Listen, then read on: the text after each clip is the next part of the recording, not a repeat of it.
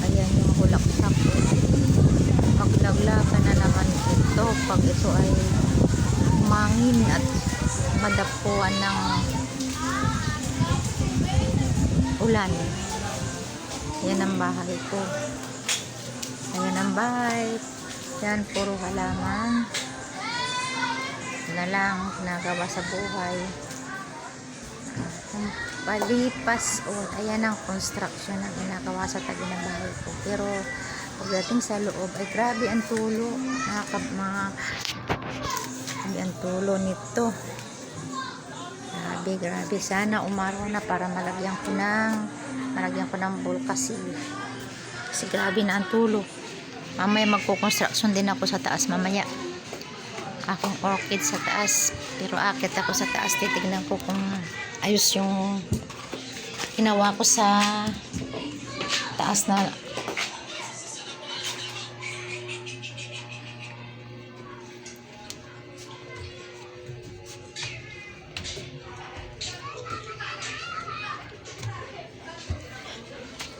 sana umaraw na para eto grabe ang tagas ng aking bahay pag ganito umuulan.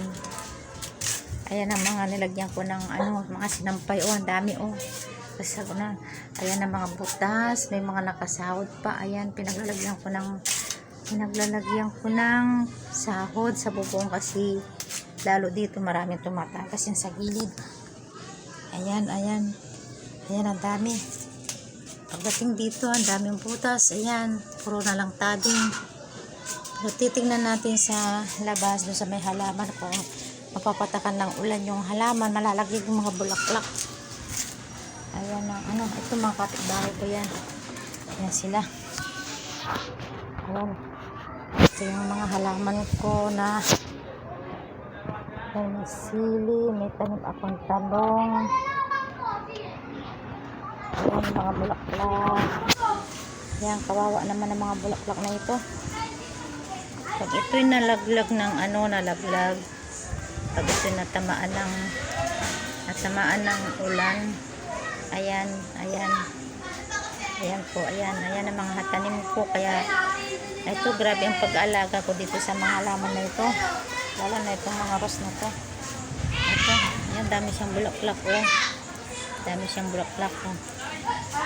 ayan, pinalagaan ko to, may mga abono yan. Ayun pa, ako'y nandito ako sa taas ngayon kasi nandito yung mga tanim ko. Nandito yung mga bulaklak ng mga orchids, mga sili. Ito orchids ko ng bulaklak na yan, nalagas na dahil natamaan ng ulan kasi ito sa taas, kasi ito bagsak dito kasi sa baba. Ito may mga tanim akong talong. Yan, malalaki na yung mga tanim akong talong. Yan mga sili. Yan.